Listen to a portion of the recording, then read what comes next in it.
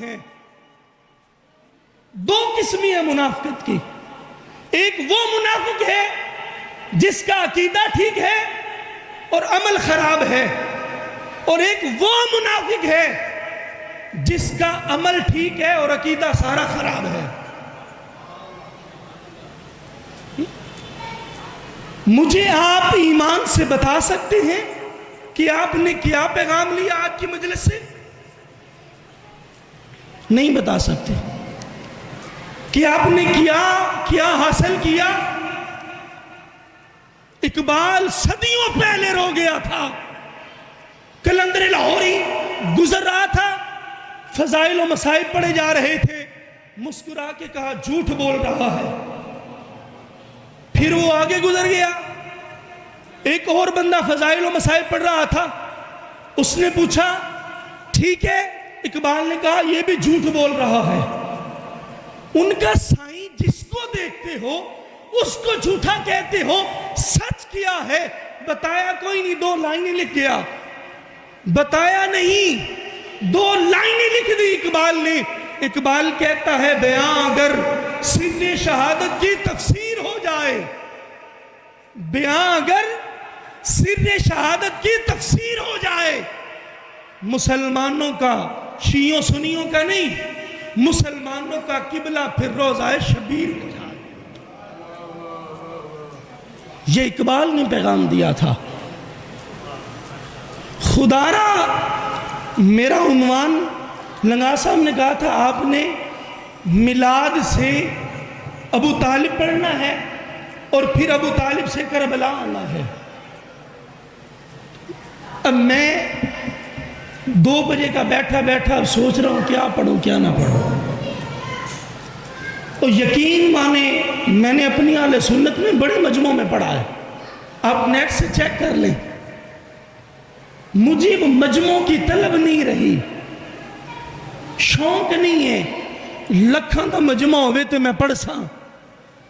دل میں تکلیف ہے کہ یار میں آل محمد کے پیغام کو اتنا عام کروں کہ 1,00,000 نہیں 1 بندہ بھی سنور گیا، میرا بھی بیڑا پار ہو جائے گا، اس کا بھی بیڑا پار ہو جائے گا. ایک آیہ مقدسہ میں پڑھتا ہوں اور اس کے ضمن میں 1 یا 2 باتیں، پھر مغرب کا ٹائم ہو جانا ہے، میں ممبر بھائی کے حوالے کر دوں گا.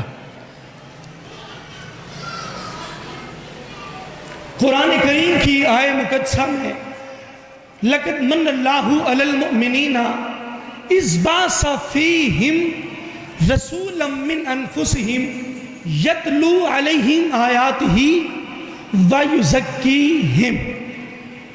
اس آیت کو ہمارے ہاں ربیع الاول میں بڑا پڑھا جاتا ہے، اور اس آیت کا اصل مقصد بیان ہی نہیں کیا جاتا.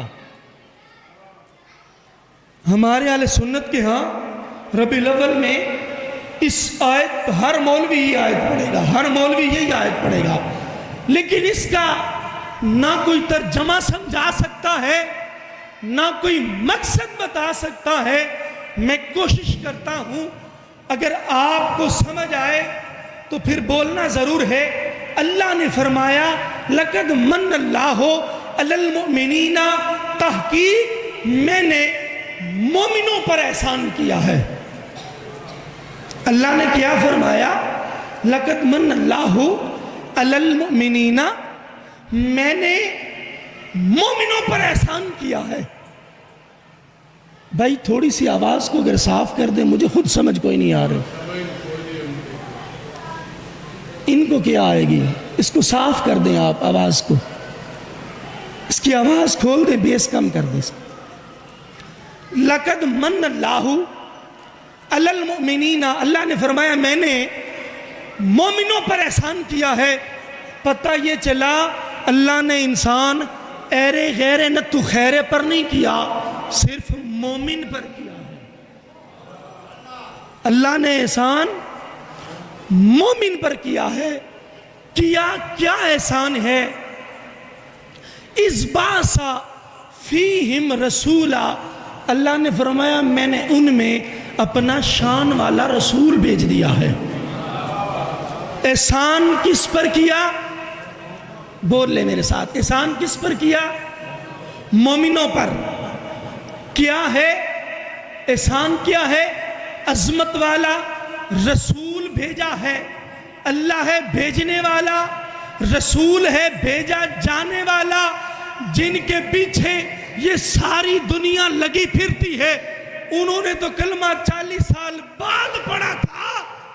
40 سال پہلے کلمہ جس کی گود میں آیا تھا وہ کون؟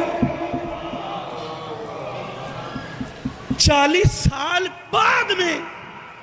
آپ پہلے نمبر سے آخر تک چلے جائیں، کسی نے اعلان نبوت کے بعد کلمہ پڑھا، کسی نے 2 سال بعد کلمہ پڑھا، کسی نے 4 سال بعد کلمہ پڑھا۔ پھر اللہ نے وہ مومن کون ہے جن میں رسول بھیجا ہے؟ اس کا پتہ یہ چلا ایک قوم 40 سال بعد علی مسلمان، ایک قوم کیڑی ہے جڑی 40 سال بعد کلمہ پہ پڑھ دیئے۔ تو 40 سال پہلے کیڑا مومن ہے جدے وچ اللہ اپنا محبوب بھیجے آئے۔ اچھا، میں نے ملتان میں یہ آیت پڑھی، ایک مولوی کھڑا ہو گیا، میں نے آندھا ہاں اے تو ابو طالب دی شان پہ پڑھتا ہے، اے رسول موڑو دے ہاتھ دا زیبہ ہویا یا کوئی شیخہ دیا ہی؟ میں کہا مولانا مجھے ایمان سے بتاؤ، رسول پاک علیہ السلام نے 6 سال سے لے کر 40 سال بلکہ 50 سال تک ابو طالب کے دسترخوان سے لنگر کھایا ہے، اتھے صرف آلو گوبھی پکتی رہی ہے۔ 40 سال ابو طالب دے دسترخوان تھے، آلو گوبھی پکی ہے؟ بھئی نہیں۔ میں نے کہا ایک اور بات بتا، اسلام کی دعوت ہوئی کتھے؟ ابو طالب دے گھر۔ میں کہا رحمان کا گھر تھا نا، تو پھر اللہ چاہتا تو اپنا جلسہ اپنے گھر کرتا، جلسہ رحمان کا تھا، ہوا عمران کے گھر میں۔ اللہ نے اپنی توحید کا اعلان عمران کے گھر سے بتا دیا۔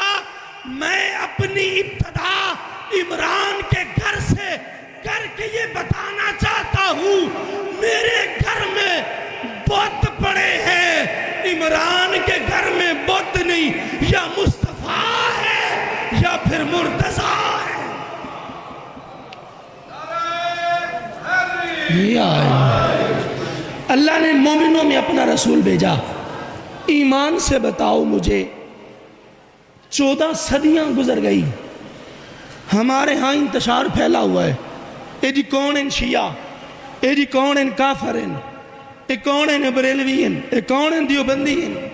اچھا ایک سوال کا جواب دیں، مغرب کی نماز کے بعد ہمارے جو فقہ جعفری والے بھائی ہیں مسجد کو تالا لگائیں تو چابی کیا کسی بریلوی کو دے کر آئیں گے؟ بولو تو صحیح یار۔ آپ کہہ رہے نہیں، کیوں؟ اس کا عقیدہ نہیں ملتا، اس کا مزاج نہیں ملتا۔ اگر کوئی دیوبندی بھائی عشاء دی نماز پڑھے تلاوے تالا تو چابی پھر میرے گھر آ کے دے سے کہ مولوی صاحب فجر دی نماز ٹائم کھلے آئے، دے گا مجھے؟ نہیں دے گا۔ کیوں؟ اسے پتا ہے کہ یہ میرے عقیدے کے خلاف ہے، اس کا میرا عقیدہ جدا جدا ہے، اس کا عقیدہ اور ہے، میرا عقیدہ اور ہے۔ آج 1400 سال بعد ہم ایک مسلمان بھائی، میرے رسول پاک نے فرمایا، ایک حدیث سناتا چلوں، امامت و ولایت کے 8ویں بادشاہ امام علی رضا علیہ السلام مولانا صاحبان اکٹھے ہو کر میرے امام رضا کی بارگاہ میں آئے، عرض کرتے ہیں مولا میرے امام رضا علیہ السلام، آپ نقاب کیا کرتے تھے، آپ کے حسن کا جلوہ کوئی برداشت نہیں کر سکتا تھا۔ کئی مولوی مفتی محدث امام علیہ السلام کی بارگاہ میں حاضر ہوئے، یا امام اپنے چہرے کا دیدار بھی کروا دیں اور مہربانی فرمائیں سوائق المحرکہ ہماری اہل سنت کی کتاب، مولانا ابن حجر مکی، انہوں نے اس حدیث کو اپنی کتاب میں لکھا ہے۔ وہ کہتے ہیں امام رضا علیہ السلام فرماتے ہیں، ان کا حضور کوئی اپنے نانے کا فرمان بھی سنا دے۔ امام نے فرمایا سنو، میں نے یہ فرمان اپنے باپ امام موسیٰ کاظم سے سنا ہے، میرے باپ امام موسیٰ کاظم نے یہ حدیث اپنے والد امام جعفر صادق سے سنی ہے، میرے دادا امام جعفر صادق نے اس حدیث کو امام باقر العلوم سے سنا ہے، امام باقر العلوم نے اس حدیث کو امام سجاد سے سنا ہے، امام سجاد نے اس حدیث کو امام زین العابدین سے سنا ہے، امام زین العابدین نے اس حدیث کو امام حسین سے سنا ہے، امام حسین نے اس حدیث کو امام حسن سے سنا ہے، امام حدیث نے اس حدیث کو اپنے والد سے سنا ہے، مولا علی علیہ السلام نے اس حدیث کو تاجدار کائنات سے سنا ہے، اور میرے نبی کو جبریل نے یہ عرض کیا ہے، حضور جو بندہ لا الہ الا اللہ پڑھ لے گا، اللہ فرماتا ہے میں اس کو اپنے احاطے میں جگہ دوں گا۔ جو بندہ لا الہ پڑھ لے گا میں اس کو اپنے احاطے میں جگہ دوں گا۔ جب وہ پڑھے گا محمد الرسول اللہ، پھر میرا احاطہ اس کو اپنی آغوش میں لے لے گا۔ جب میرا احاطہ اس کو آغوش میں لے گا، پہلے اس نے لا الہ پڑھ لیا، احاطے نے جگہ دے دی، پھر محمد رسول اللہ پڑھ لیا، اس نے آغوش میں لے لیا، بات ختم۔ فرمایا نہیں، آغاز ہو رہا ہے، انتہا دیکھ۔ مولا کیا؟ فرمایا لا الہ پڑھا، احاطہ مل گیا، محمد رسول اللہ پڑھا، آغوش مل گئی۔ اللہ فرماتا ہے اے میرا نبی ان کو اعلان کر دے، جب وہ ولایت علی کی گواہی دے گا پھر اس پر اس احاطے کی تمام نعمتیں واجب ہو جائیں گی۔ احاطے کی نعمتیں واجب ہو جائیں گی۔ لا الہ پڑھنے میں تو سارے بہتر ہیں، ایک جیسے ہیں نا۔ اللہ نے فرمایا قل تعالوا الی کلمۃ سواء بیننا و بینکم لا نعبد، محبوب ان سے کہہ دو ہمارے اندر توحید مشترک ہے، اس پہ اکٹھے ہو جاؤ۔ ہمارے مسلمانوں میں تو کئی ہیں، کاش یہ مسلمان قوم رسول کے بعد حدیث ثقلین پر جمع ہو جاتی، خدا کی عزت کی قسم نہ کوئی سنی رہتا نہ کوئی شیعہ رہتا۔ یہ دالووال والے بزرگ ہیں نا ابو انیس، یہ سمندری روڈ پر، وہ ذکر علی بڑا کرتے تھے۔ ان سے کسی نے پوچھا ہے شیعہ جے ذکر علی کرتے ہیں یہ شیعہ ہے؟ ان سے کسی نے پوچھا حضور تسی شیعہ ہو؟ مسکرا کے فرمایا نہیں۔ انہوں نے کہا حضور پھر کون ہو؟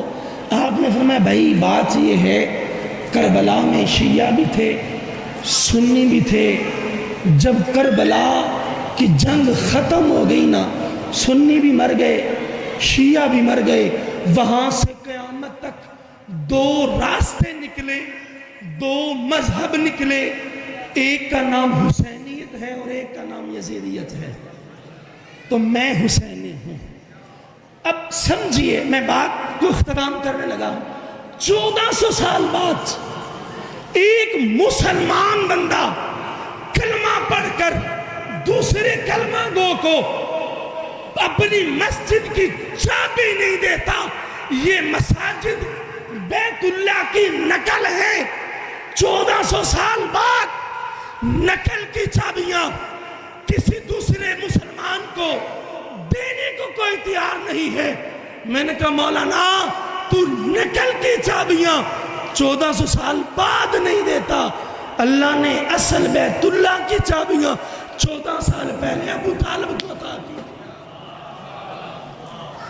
اللہ نے 14 سال پہلے، پھر اس کا مطلب ہے اللہ کا اعتماد ابو طالب ٹھہرا، اللہ کا اعتماد ابو طالب ٹھہرا۔ حضور علیہ السلام نے فرمایا، آخری حوالہ اور بڑا معتبر حوالہ، ہمارے سنیوں کے آنا ایک مولوی صاحب ہے، ان کی بڑی مانتا ہے، ان کا نام ہے مولانا احمد رضا خان بریلوی. انہوں نے اس حدیث کو نقل کیا ہے اور حاضر تمام. وہ فرماتے ہیں ایک دن حضرت ابو طالب علیہ السلام ہو گئے بیمار. سرکار علیہ السلام کو علم ہوا، حضور نے حضرت ابو طالب علیہ السلام کی تیمارداری کرنے کے لیے سرکار بطحا حضرت ابو طالب علیہ السلام کے پاس آئے. میں بڑی شارٹ کٹ کر رہا ہوں. انہوں نے پوچھا یا امی کیف تجدو، آپ کیا محسوس کر رہے ہیں؟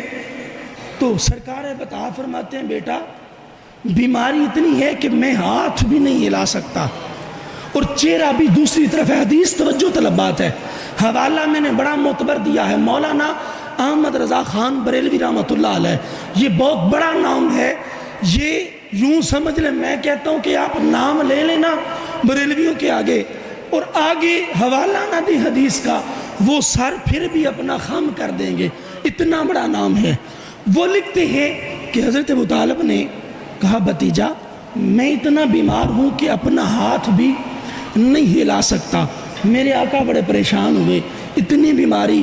حضرت ابو طالب کہتا ہے پتہ کیا فرماتے ہیں بیٹا، تو ایسا کر دعا کر اللہ کی بارگاہ میں. میرے نبی کو چاہیے تھا چاچا اسی مومنا واسطے دعا کرنے ہاں، کافراں واسطے نہیں.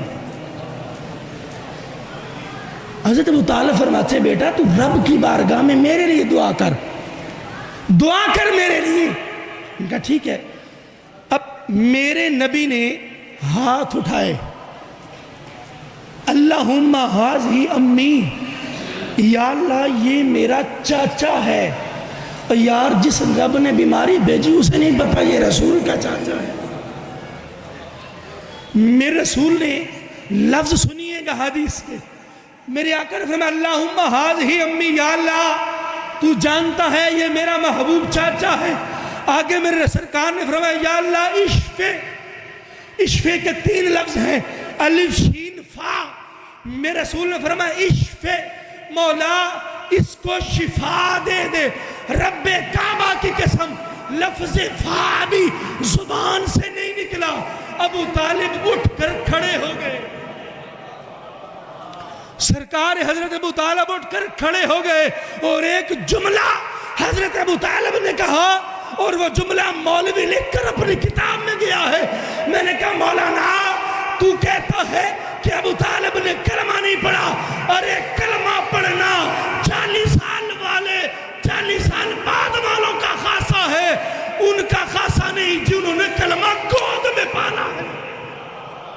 یہ کلمہ ان کے لیے نہیں ہے جنہوں نے گود میں پالا ہے، یہ ان کا خاصہ ہے جو بت کو پوجا کرتے تھے.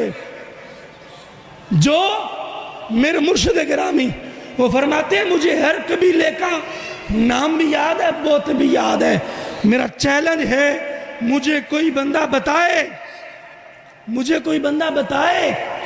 کہ بنو ہاشم کا بھی کوئی بت تھا. بنو ہاشم کا نہیں تھا. تو اشفے فا نہیں نکلا. ابو طالب کو شفا مل گئی.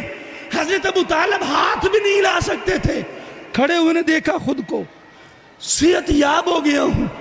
اب سرکار کی طرف دیکھ کر آخری جملہ، اور میں نے ممبر چھوڑ دینا ہے اور اس جملے پر آپ کی توجہ کا طالب ہوں. مولانا احمد رضا نے لکھا جب شفا مل گئی نا تو حضرت ابو طالب نے دیکھا کہ پہلے تو ہاتھ بھی نہیں ہل سکتا تھا، اب تو مجھے شفا مل گئی، صرف حضور کی زبان سے نکلنے کی دیر تھی. اب سرکار کو حضرت ابو طالب دیکھ کر پتہ کیا کہتے ہیں، بیٹا یہ زمانہ کہتا ہے کہ تو خدا کو مانتا ہے، یہ زمانہ کہتا ہے کہ تو خدا کو مانتا ہے، یہ زمانہ کہتا ہے کہ تو خدا کو مانتا ہے. میں کہتا ہوں اے محمد زمانہ کہتا ہے کہ تو خدا کو مانتا ہے. ابو طالب کہتا ہے اے محمد خدا تجھے مانتا ہے. ابو طالب نے فرمایا کہ زمانہ یہ کہتا ہے کہ تو خدا کو مانتا ہے، میں کہتا ہوں خدا تجھے مانتا ہے. یہ کس نے کہا؟ اس کا مطلب ہے جو خدا کا نام لیوا تھا وہ 40 سال بعد والا نہیں، وہ مصطفیٰ کی گود والا مسلمان ہے۔ اللہ آپ کی میری حاضری قبول فرمائے۔ بآخر دعوانا اعوذ باللہ